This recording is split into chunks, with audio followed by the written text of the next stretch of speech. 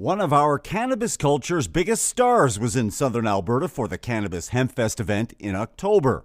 Dana Larsen is a well-known and respected cannabis activist, author, businessman, and former politician. CanEvolve.ca caught up with the Vancouver-based founder of Overgrow Canada, his first visit back to Calgary since his trafficking arrest for possessing and distributing seeds last April.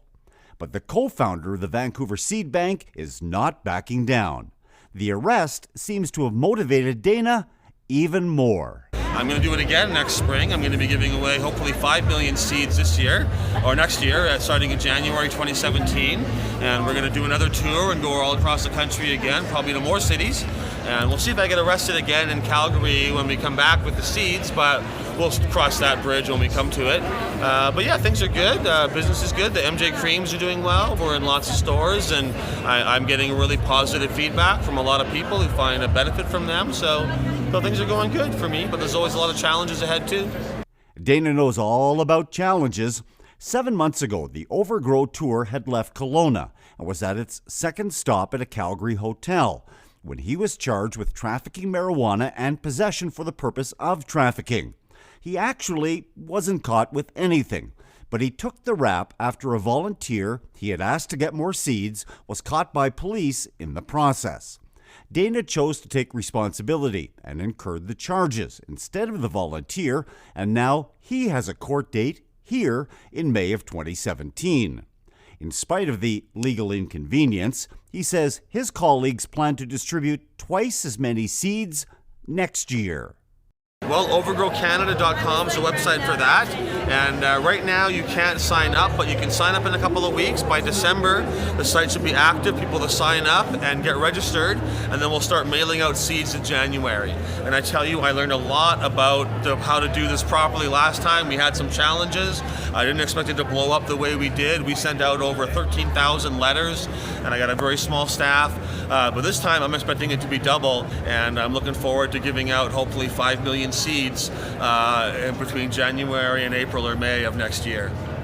Dana Larsen has been a cannabis activist and organizer for a quarter century, and although he's made a living from marijuana, it has also taken its toll. You know, I spent my first night in jail a little while ago. Certainly I've seen many of my close friends spend much more substantial times in jail or in prison for these cannabis activism offenses. And we've made such success, and I feel like it's been like this, you know, and that for many years we were just kind of making a little bit, but now we're at the point where it is going to grow exponentially over the next few years, a tipping point. Larsen, the founder and director of Sensible BC, Canada's largest cannabis reform organization, remains positive but realistic when asked if marijuana will be legalized as anticipated by the spring of 2017. It's not going to happen next spring like people are expecting, right? I mean, there's a perception that this spring they're going to legalize it, but they're going to start the process. They're going to pass legislation, introduce legislation, which may take up till the fall of next year to even get passed, and that will just be the beginning. And then it'll take the provinces to be getting involved and making the provincial rules, and then we'll have the municipalities. So I don't think we're going to be able to buy Trudeau-approved legal marijuana in a store until 2019 at the soonest, possibly longer than that.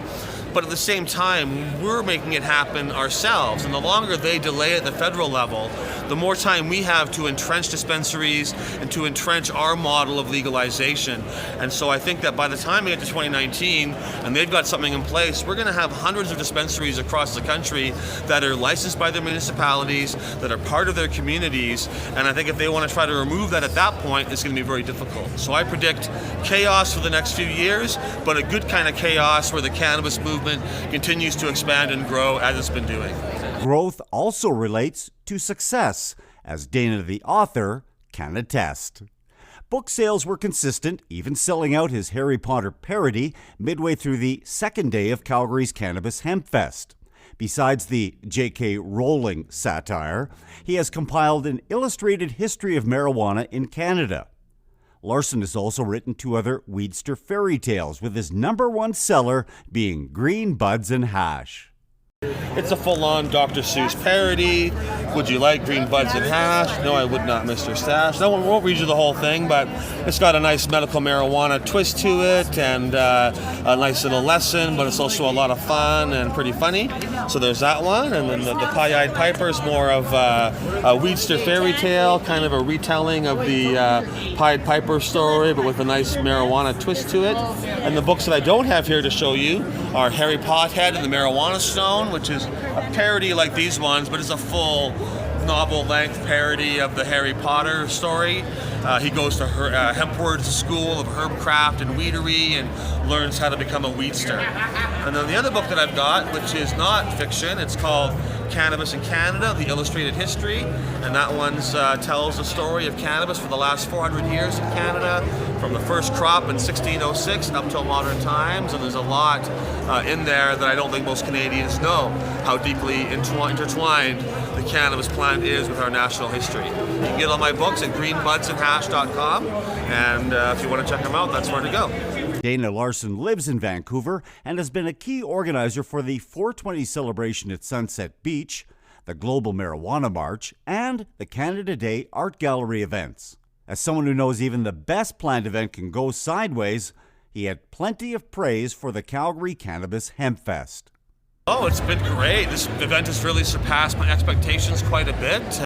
Sales have been awesome, not just for us, but for several other booths that I've talked to. A lot of enthusiastic crowds, and I think I can't see this event being anything but something that's going to continue on for many years.